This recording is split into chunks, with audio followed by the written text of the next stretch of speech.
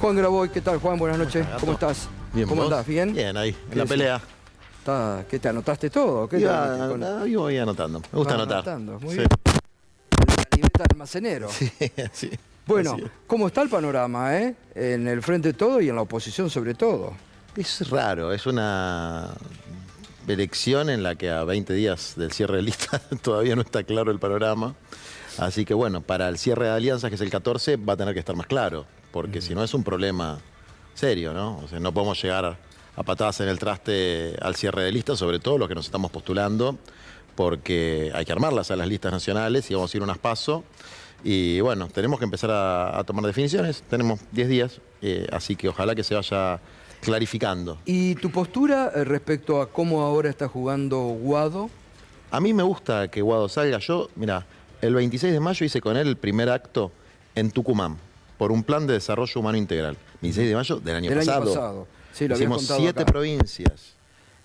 Recorrimos pueblos, hablamos con científicos, educadores, movimientos sociales, sindicatos, con toda la sociedad civil para construir un proyecto de país. Y yo creo en esos dos principios que planteó Cristina, que es una nueva generación, hijos de la generación diezmada, y un programa político donde uno le puede decir a la gente con claridad cuáles son las propuestas, qué va a hacer con la inflación, con el trabajo, con la salud, con la seguridad, pero no con consignas ni con spots besando bebés. Escúchame, ese recurso ya está medio viejo. Si apareces besando 3 bebés en el mismo spot, es obvio que te quiere cagar el tipo que aparece así, así que yo le recomendaría a la compañera Malena que cambie de enfoque. Es mejor saber lo que la gente quiere hacer que la cantidad de bebés que besa. Así que a mí me gusta mucho que Guado esté saliendo ahora con más fuerza. Creo que perdimos tiempo, que tendríamos que haber trabajado en la instalación de Guado desde aquel momento, pero es un gran tipo y puede ser un excelente candidato. Si él se determina que va a ser candidato y va a jugar en las PASO, ¿vos te sumarías al espacio o vas a competir también contra Guado? Si él va de candidato a presidente y lo define antes del 14, porque después ya es tarde. Obvio, total. Antes del 14, porque si no, nosotros tenemos que armar lista en todo el país. Sí. Nos vamos a poner de acuerdo y lo vamos a bancar a Guado. Pero se tienen que dar esas condiciones, ¿no? De vicepresidente, de alguien que no pertenece... No, estamos hablando si él define jugar la candidatura presidencial. Nos vamos a poner de acuerdo. Nosotros tenemos 3 requisitos. Los hijos de la generación diezmada, Guado entra dentro de esa categoría. Un programa humanista que ponga al ser humano y a la naturaleza como centro. Hoy es el Día Mundial del Ambiente, así que hay que tenerlo profundamente en cuenta.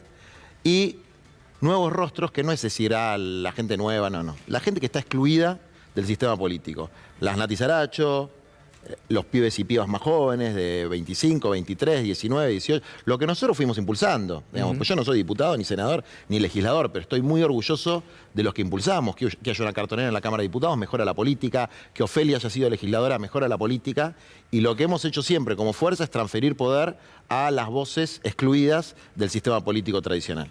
Y vos mantenés que las PASO debe ser el mecanismo para la elección. Yo creo que es un buen mecanismo, pero esto es candidato único paso. Y depende de quién sea el candidato único. Si el candidato único es uno que a mí me gusta, chocho con el que sea candidato único. Imagínate, Graboy es candidato único. No, ahora quiero paso. No es así, es un tema de... el problema es cuando uno confunde las convicciones con las conveniencias. Entonces empieza a armar toda una teoría para justificar lo que a uno le conviene. Nosotros tenemos una posición que es la que te acabo de mencionar. Programa, generación, nuevos exponentes de la política. Mientras eso se cumpla, nosotros estamos firmes, de acuerdo con el proceso, etcétera. Si eso no se cumple, vamos a jugar nosotros. ¿Y vos ves hoy por hoy las posibilidades de que Guado juegue? Yo creo que sí, es una posibilidad importante, pero insisto, hay que acelerar la marcha, ¿no? Porque creo si que no es Guado y es Axel, estarían en la misma Es lo mismo, es la misma situación. Es la misma situación. Yo confío mucho en la percepción que tiene Axel de lo que hay que hacer. Y entiendo que Axel quiere reelegir en la provincia. Y si él percibe que eso es lo que hay que hacer, lo banco. No soy el genio del voto. Efectivamente, decía Capitanich, para ser candidato a presidente por una serie de atributos, hice ganar elecciones. Disiento porque Perón ganó su primera elección a presidente, es decir, no había sido candidato a intendente de ningún lugar ni a gobernador. Pero sí que yo no soy un especialista en táctica electoral, no es lo que a mí más me interesa tampoco. Puede haber alguna discusión táctica, si es mejor esto, mejor lo otro, pero en el caso de Axel yo confío en su criterio, además porque hizo un excelente laburo como gobernador, encontró la botonera, mejoró la infraestructura escolar de una manera extraordinaria. Si vos ves las estadísticas de cuánto representa la inversión en educación, que es lo más importante para un país, en la Ciudad de Buenos Aires del 17%, es un bochorno, es el presupuesto más bajo del país en términos proporcionales, y en la provincia de Buenos Aires es el más alto, 32 y pico por ciento. Juan, y esto, viste que ahora se está hablando mucho, lo habla Aguado, bueno, ahora Rodríguez Larreta habla de esto de ampliar, de la amplitud. Y para mí siempre me gusta más la firmeza, ¿no? O sea, porque por ahí vos amplías demasiado, el que mucho abarca poco aprieta, dicen. Entonces, ampliar me parece bien en la medida de que la hegemonía en las posiciones se mantengan, por lo menos, con los estándares de firmeza que enseñó Cristina.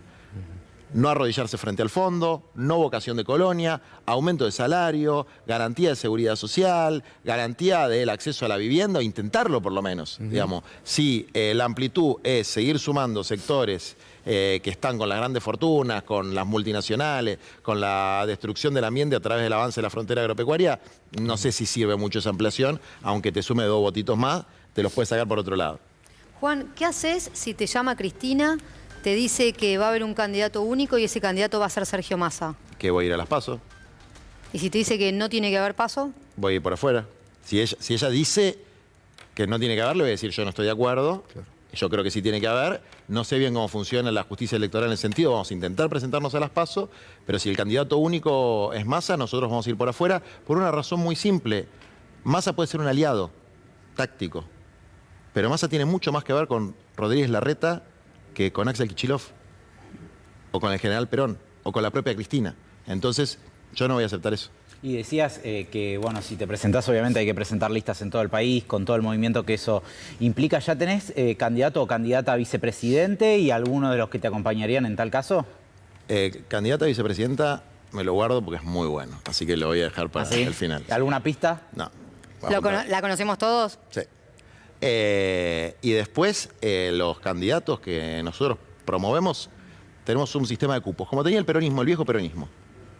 Un cupo para los compañeros y compañeras con formación universitaria, digamos, que tienen una formación política de esas características, y otro para la gente que viene de los márgenes de la sociedad, para los pueblos originarios, los campesinos, los pequeños productores, los trabajadores de la economía popular, los vecinos de los barrios populares, lo que no está expresado y lo que en mi experiencia práctica, tanto en la gestión como en la Cámara de Diputados, como en la legislatura, esos sectores la descosieron. Si vos agarrás legisladores de la Ciudad de Buenos Aires, ¿a cuántos conocés? Ofelia y 3 o 4 más, si no está politizado. Y Ofelia la rompió, y cuando nosotros la promovíamos, no, es muy pibita, no tiene experiencia. Nati Saracho la descosió. Fede logró que salga en el proyecto de personas en situación de calle. Itay logró avanzar lo poquito que se hizo en la auditoría de la deuda. Entonces nosotros promovimos siempre gente proba, honesta, pero que representaba algo que no está representado en la política, y que en un país donde el 40% de las personas son pobres, por ahí si algunas personas que vienen de ese origen están en el poder, los problemas se solucionan mejor. ¿Cómo te sentís, cómo analizás cuando hoy está mucho en debate y sobre todo lo están presentando como oferta electoral los partidos de derecha, el tema de que vamos a terminar con los planes sociales, son vagos, que vayan a laburar, no hay más márgenes para eso? Yo creo que han corrido algunos límites, ¿no? Porque hay un discurso gorila que siempre existió, pero que salga alegremente personajes en la tele diciendo que van a agujerear a otras personas, que se declare al pueblo mapuche un pueblo no argentino, como si se declarara a los judíos una religión no argentina, que un tipo se burle de la gente en situación de calle diciendo que vive en monoambientes, es cruzar algunos límites y sentirse que uno tiene licencia social para decir esas cosas. ¿Y sabes lo que me parece más grave? Que en nuestro campo, no en los medios, porque acá en C5N y en otros medios se lo critica mucho esto, pero no veo dirigentes políticos discutiendo eso. Mira, yo me fijaba en los candidatos del Frente de Todos, Santoro, Lamen, Sara Ciudad. No le contestaron a Jorge Macri con lo que dijo, la barbaridad que dijo de las personas en situación de calle. ¿Por qué? Porque habrá un cálculo por ahí de que meterse en esos temas, ¿no?, en los temas más espinosos de los sectores más empobrecidos, es piantavotos. Y capaz que los focus groups dicen que es piantavotos porque le han metido un sector de la sociedad en la cabeza que entender que la dignidad de cualquier ser humano hay que garantizarla y que eso está en nuestra Constitución y que es una obligación del Estado argentino, no da votos. Bueno, esas son las cosas donde hay que ser inflexible, donde las convicciones... Bueno, incluso han dicho desde ese sector del gobierno de la ciudad, vos tenías buena relación con Rodríguez Larreta. Yo tengo una relación que no es ni buena ni mala. Tenía. Te Ahora estoy de dijo el licencia en otro el día movimiento. que te nombró a vos directamente. Dijo, Larreta, Bullrich, Jorge Macri, ellos se coachean. Entonces buscan cuál es la representación de los feos, sucios y malos. Y dice, Grabois, representación de los feos, sucios y malos. Entonces dicen, voy a terminar con la intermediación y el que necesite va a resolver algún problema va a venir el Estado. Pero flaco, ¿por qué no lo hiciste antes? Si estás en el gobierno de la ciudad, pero por favor, decime dónde firmo. Si lo que más queremos nosotros es que no haya ningún tipo de intermediación y que haya ningún tipo de discrecionalidad y que cualquier ser humano que necesite un salario social complementario, como lo quiera llamar, lo pueda tener. Por eso militamos la ley del salario básico universal. Ahora, para eso hay que ponerla. ¿Y a dónde hay que sacársela? A sus amigos los jueces, por ejemplo, a los que todos los años le regalamos, mirá esta cifra, 200.000 millones de pesos es el costo fiscal, según el presupuesto, de que ellos no paguen el impuesto a las ganancias, que lo deberían pagar. El régimen de promoción de sus amigos de la Barrick Gold, 100.000 millones de pesos. Te estoy hablando de gastos que ya hacemos. La famosa economía del conocimiento, que es el pibe más rico del país, Galperin, 150.000 millones de pesos. Todo eso figura en un rubro que se llama promoción industrial, 4.5 del PBI. Solamente con eso resolvemos el déficit y resolvemos el salario básico universal. Se terminó la discrecionalidad. Ahora, la discrecionalidad solo se termina cuando cualquier persona que necesite un puesto de trabajo garantizado de 20 horas por semana para llevar el pan a su casa, va a un lugar y lo tiene. No destruyendo las organizaciones sociales, que es lo que plantea Larreta, Bullrich, etcétera, porque saben que ellos no pueden aplicar su programa de ajuste, no pueden privatizar, no pueden destruir el tejido social de la Argentina si estamos nosotros. Porque nosotros, es verdad, negociamos a cara descubierta con cualquiera, pero nosotros resistimos y cuando tenemos que combatir, combatimos. Hablaba recién usted, Grabois, de aquellos con los que tiene buen vínculo a pesar de ser adversarios políticos. ¿Cómo maneja dentro de su espacio el vínculo con Pepín Rodríguez Simón? Es que no tengo demasiado que manejar porque, yo te lo digo mirando a cualquiera que tenga esta duda. Todas las reuniones que yo hice en mi vida, todas las veces que me senté con algún dirigente de cualquier partido político, fue para mejorar la vida de nuestro pueblo, en particular de los más humildes, para conseguir cosas para la gente de los barrios o para defender, en este último tramo, a Cristina y bancar la parada del lawfare y las agresiones que ella recibe. Entonces, yo en general no tengo que manejar nada porque la gente que me conoce sabe que yo me puedo sentar en la mesa con cualquiera, pero tengo claro los intereses que defiendo. Y cuando vos tenés claro los intereses que defendés, no tenés que ocultar con quién te sentás a hablar. ¿Que el problema de la política de la justicia argentina no te hace ruido? Me hace el mismo ruido que le puede hacer a cualquiera, pero mi vínculo con la dirigencia política de un partido o de otro partido fue siempre un vínculo para construir soluciones concretas a nuestro pueblo. Por ejemplo, si vos le preguntás al Tano Catalano, ¿lo ubicás al Tano Catalano? Sí, obvio. Bueno, era antes no era secretario general, era de la Comisión Interna de Ambiente de ATE.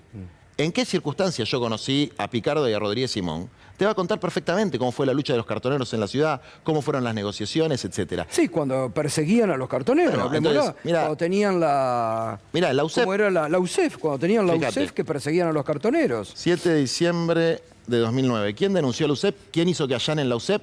¿Y quién le descubrió los chalecos y las armas a la UCEP? El que le habla. Esa denuncia la hice yo. El allanamiento lo promovimos nosotros. Los que nos cagábamos a piñas, perdón, con la UCEP éramos nosotros, porque después de pico es fácil decir las cosas. Ahora, si yo después de cagarme a piñas me tengo que sentar a negociar por los cartoneros, me siento con cualquiera, con Macri, con Larreta, con Rodríguez Simón, con Caputo, con el que sea, con el que tenga el rol institucional que tiene que tener. Y eso a mí me enorgullece, porque sé los intereses que defiendo. Lo que pasa muchas veces en la política es que son todos amigotes, pero no lo dicen. ¿No? Porque si no, explícame cómo el carcelero de Milagro Sala, Gerardo Morales, tiene de vice a un tipo del Frente Renovador, que es Sergio Massa, y cómo tienen todos los negocios del litio juntos.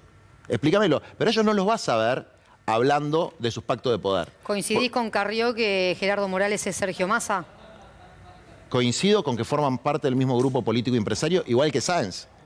Igual que Sáenz, que acaba de sacar una ley bochornosa de criminalización de la protesta después de reventar a palos a las maestras que piden salarios dignos. Entonces, está todo bien con los aliados tácticos.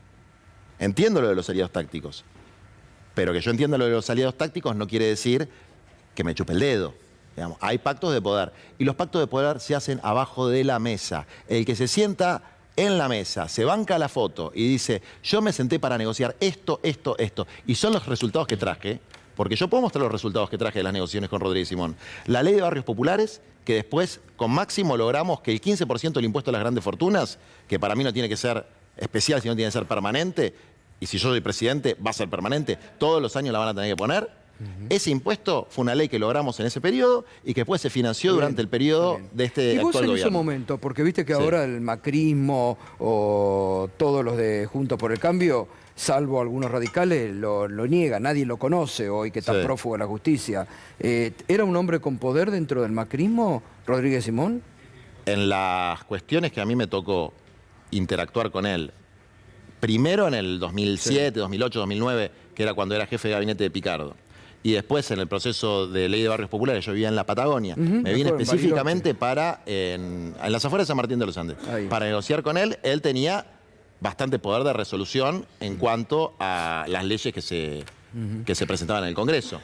De hecho, yo lo conté a esto varias veces. Rosenkrantz era una especie de amanuense, antes de ser nombrado por decreto juez de la Corte, cosa con la que estoy absolutamente en contra, que escribía muy mal los proyectos de ley, muy mal. Entonces los proyectos de ley no los podían terminar de redactar, los terminamos redactando con otros abogados. Ese proyecto de ley surge de esa negociación y después se vota por unanimidad. Y yo me acuerdo que me reuní con Cristina para explicarle por qué ese proyecto de ley era importante para la gente y le pedí permiso para esto. Le dije, mira Cristina, me lo están trabando. Ya pasó legal y técnica, ya lo aprobó Rodríguez Simón, lo aprobó me lo está trabando la política. Si no logro destrabarlo, ¿yo puedo decir que lo voy a presentar con vos?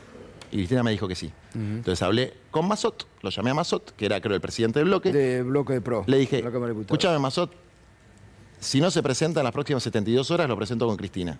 ¿Qué pasó? Lo presentaron. Y salió. ¿Por qué yo quería que lo presenten ellos? ¿Por qué? Pues si no, no salía. Claro. No se votaba. Porque si lo presentábamos desde el peronismo, iban a decir que eso era chavismo. Fue una expropiación de 5.000 inmuebles. Entonces, si vos venís de una negociación con los yanquis, con los rusos, con los chinos, con quien sea, y decís, yo le traje esto a mi pueblo, te aplaudo. ¿Qué papel cumplía Rosenkrantz? No entendí. Era medio amanuense de la redacción de proyectos de ley ¿Pero dónde? en el gobierno de la nación. ¿En Pero el lógico. macrismo? Pero obvio. Ah, no la tenía eso. Y bueno, pero porque no Rosenkrantz No trabajaba la tenía para esa. Rodríguez Simón. trabajaba para el gobierno nacional. No sé si le pagaban ad honorem por una coima, porque no tengo un la dato más puta idea. nuevo. No la tenía esa, No, por eso te sorprendí. Lo dije en este canal. Lo dije en este Me canal. sorprendiste. Lo dije en este canal. ¿Y Rosati qué te pensás que hacía? ¿Que jugaba las cartas? ¿Y qué harías entonces si sos presidente con la Corte Vuelan los Suprema? 4. Porque también hay que entender las internas. A mí me interesa, lo que más me gusta es las internas entre ellos. Lorenzetti está enfrentado Sí. con los otros 3. Sí, está Creo claro. que Lorenzetti es el bueno y los otros 3 son los malos, los otros 3 son malos. Todos. Vuelan los 4. ¿Pero cómo vuelan? Porque hay que movilizar al pueblo. Porque así lo sacamos a la mayoría automática menemista en el 2001-2002. ¿Y por qué no se movilizó ahora? ¿Qué? ¿Por qué no se movilizó ahora? Nosotros movilizamos. Si vos te fijás el día en el que se hizo la actividad contra el lofer, toda nuestra columna estaba adentro del Palacio de Tribunales. Y bueno, hay compañeros que no quieren tensar la situación por algún cálculo. Bueno, está abierto ahora el proceso de juicio político, ¿no?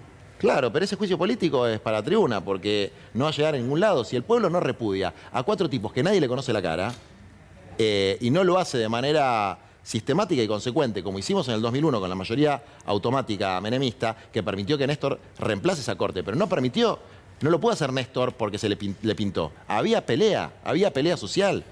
Es decir, si no hay pelea social, si la sociedad no visibiliza que ahí están sus enemigos, no solamente porque la persiguen a Cristina, que ya es lo suficientemente grave, sino porque, por ejemplo, los grandes medios de comunicación que se negaron a que las telecomunicaciones sean declaradas servicio público, te afanan con el cable, te afanan con el teléfono celular, generan inflación, porque estos tipos le meten una cautelar, o que se meten las elecciones cuando le pinta y cuando no le pinta no se mete, con criterios totalmente divergentes. Entonces son un peligro para la convivencia en la Argentina. Entonces esa corte tiene que volar por los aires.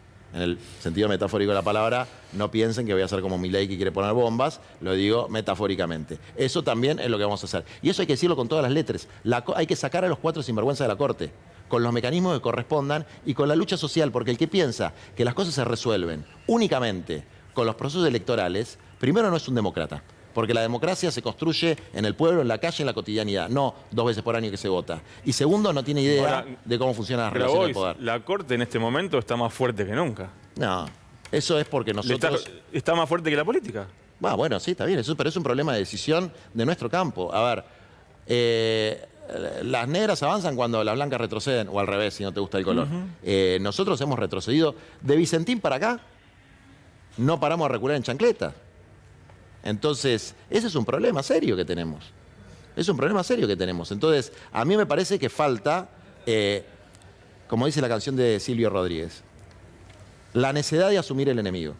Que no es una persona, no es un problema con Rosati, con Rosencrantz, no es una persona, es una lógica de poder, en la cual, evidentemente, en este caso hay que sustituir a las personas porque representan una institución perversa y esencialmente corrupta, que a diferencia de las otras instituciones del Estado, del Poder Ejecutivo, del Poder Legislativo, como no los votás, no los podés cambiar. Claro. Entonces su corrupción se perpetúa en el tiempo. Y son los verdaderos privilegiados. Cuando Bullrich hablaba, para criticarme a mí, de los privilegios de la política, qué sinvergüenza. Esa mina vive de la política desde que yo tengo recuerdo. Yo nunca tuve un cargo público. Pero los verdaderos privilegiados son la mafia judicial. No pagan impuestos, manejan como se les canta el presupuesto, no sustancian las causas. La gente que va a pedir la cuota de alimentos para sus pibes tiene que estar 6 meses esperando. Los juicios penales no se activan, entonces los juicios normales de la gente normal, no hay justicia para las víctimas, ni hay reinserción para los imputados. Es un desastre. Entonces eso tiene que ser, vamos a decir, la cuarta prioridad, pero una prioridad importante. La primera es la inflación, la segunda es la seguridad, la tercera es el trabajo, la cuarta es la vivienda, la quinta es esta. Gracias, Juan, como siempre. Gato. Un gusto, Gracias.